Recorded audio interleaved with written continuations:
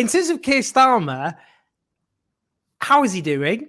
And I suppose just to follow up on, just to be specific about how he's doing, A, how much has he stuck by the promises he made during the leadership election? And B, what the hell is his vision for the country, Dave? Because I don't know. It's my job. I'm a political journalist. It's my job. I know, I've spent all my adult life in and around the Labour Party. I know, like yourself, most of the leading lights of the Labour Party. It's not like I haven't tried to work out what the vision of the Labour Party is. I just don't know what it is. And I think more worryingly, I don't think they know either. So how is he doing? Is he keeping to his promises? That was probably a bit leading. I'm sorry, but I'm frustrated. And what the hell? What's the vision? For me, Labour is in danger of becoming completely irrelevant. I think it's in danger because this has been going on for a long, long time. For decades, I think Labour has been moving to this position where it seems to have forgotten that it's meant to be representing working class people. I think the only time that potentially changed was the Jeremy Corbyn leadership. Not saying Jeremy done everything right. There were clearly issues that had to be dealt with there. But at the same time, what was right was a very bold, transformative agenda. And I think you'll become irrelevant at the moment if you haven't got an agenda where people know what you stand for. And I suppose if you go back to Keir's part in this, and I'm not blaming him for all of this by any stretch, but, he stood on a ticket of essentially Jeremy and John McDonnell's and that Labour Party's manifesto. He pretty much promised what we would describe as a socialist transformative agenda. We certainly got pledges from him as a union. He wrote to us setting out the pledges. We've still got them. He stood on a ticket of doing those policies in a more effective way, a more professional way, and in a way that would become electable. And I suppose the final ticket he stood on was that he was going to unify the Labour Party. Now, by any measure, I think you'd have to say he's not achieved any of those goals. And I think he's in real danger now, politically. I mean, the Labour Party is tearing itself apart.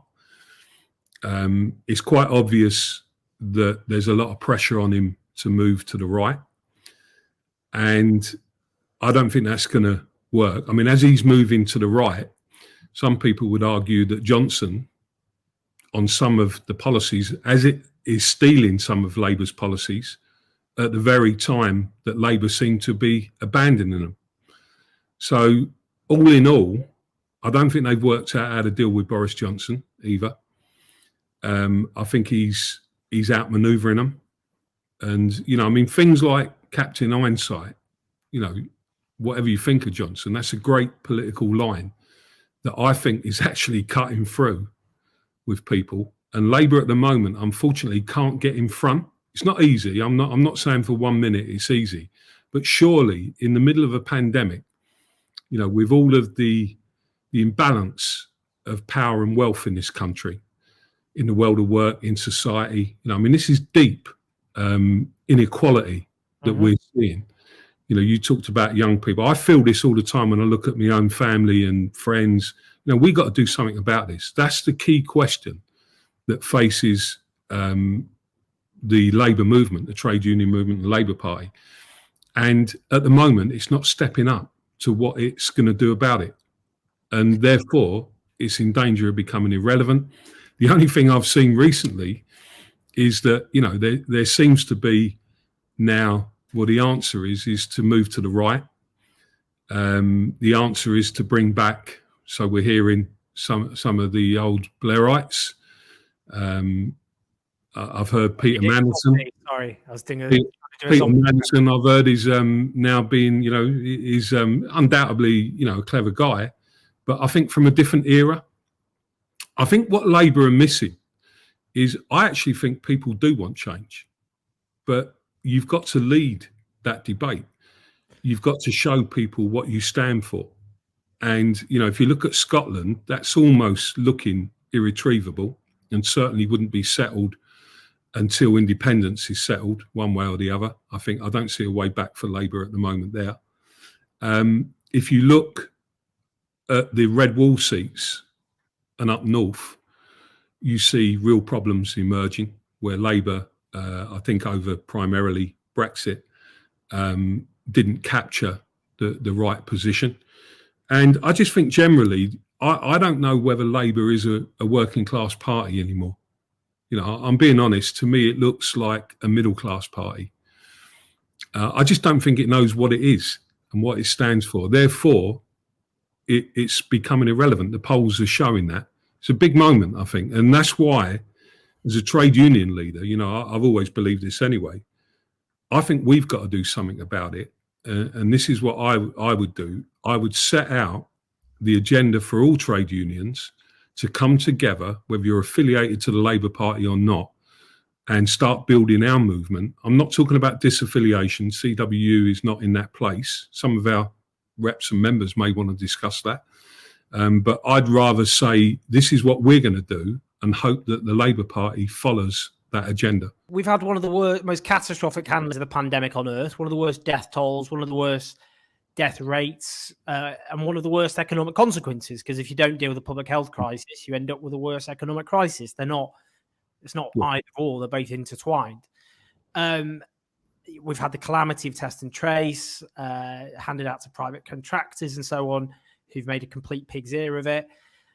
And yet Labour haven't had a clear narrative on this catastrophe about how the Tories messed it up. And that's allowed a situation where a lot of people think, well, who could have done better? They were dealt a terrible hand. Labour haven't offered anything clear they would have done differently. And that leads people to feel resigned. And then they think Labour opportunistic because there's no overall message. So it just looks like kind of, all capped in hindsight. That sets in. And equally, they're not putting forward any inspiring, coherent agenda alternative. The polling reflects that. The polling shows people don't know what Keir Starmer stands for. I don't think his team do, and I'm increasingly concerned he doesn't either. And the Labour's polling is falling badly, and that's before we have the mass opening up and, Boris Johnson rides a tidal wave of sunshine and optimism, which he's actually good at. That's his thing, really, as a politician. I suppose my question is, to you and the unions, is Labour clearly, they're in this position where they're not offering an inspiring alternative of any description.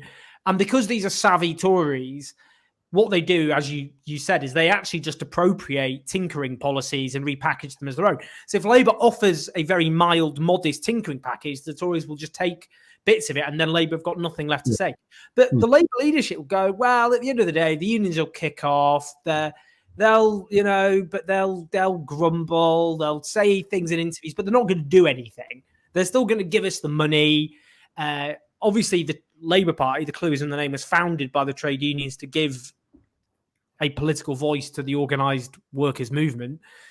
What can you actually do? What can you and the other unions do to put pressure on Keir Starmer to abide by it? It should be emphasised, because some will say, well, come on, he won by a massive majority, but he won on the mandate which you've outlined, which is to stick to key core radical domestic policies. So how are you and the other unions going to force him to stick to that agenda? Well, I think that for me, the priority is to develop a distinct trade union agenda to change the balance of forces in the world of work and in wider society. I think we have to do that now.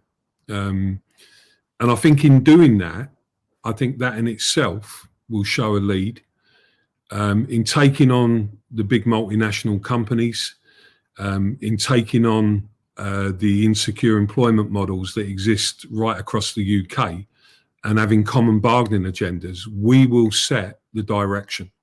And what we hope from that is Labour will follow. What I would say to you is that, our union at the moment, we're about to have a discussion about our own political strategy. We've started that conversation, and we're going to change our position. So what I mean by that is that I don't think it's appropriate for us at the moment to be giving our members' money to the Central Labour Party when it's in this place that, for me, it's not, achieving at the moment. And I think what that means is that we don't get into the debate at this stage of disaffiliation, because I'm not sure that actually does anything, but that we target our money to people in the Labour Party locally, metro mayors who are going to fight for our members' jobs, terms and conditions, councils that may support that, MPs that may support that. So for me, it's very much a thing of, supporting people who support us, making it clear to Labour that they're not going to get something for nothing. That ain't on. Now, where that leads, it'll lead, and I think we have got to be quite clear that that's the position we're going to take. And that's what the CWU are going to be debating. So, for me, it's an agenda of making change happen, not waiting for the Labour Party to do it. I've got to say, I do understand that how difficult it is at the moment. And I think it does need a bit of a chat about strategies. I mean, for me, Labour cannot define itself under any one overarching agenda. It's got some fantastic activists, but it doesn't seem to be able to bring it together around what its key agenda is going to be for people. And, I think trade unions need to step up in that vacuum. And that's what I would argue is the priority.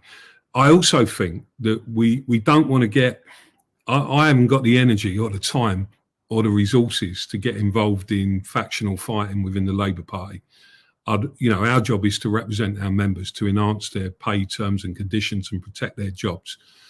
And that's where our priority is going to be. We're going to be prioritising that. We always have. But I think all unions should be thinking about us as the opposition. And I also say that I don't want to get involved in factional fighting within the Labour Party because, we can't let the Tories off the hook. I mean, what you said, I find it incredible, really do, that somebody who spent his life, telling lies, who's been caught out so many times, can be seen as somebody who's going to change this country when, all of the evidence is during the pandemic that the Tories have pulled a free card trick. I mean, if it wasn't so sad and so tragic about what's happened with excess deaths in this country, track and trace, their procurement policy has been about making the rich richer. And we got to get out there and tell people that now.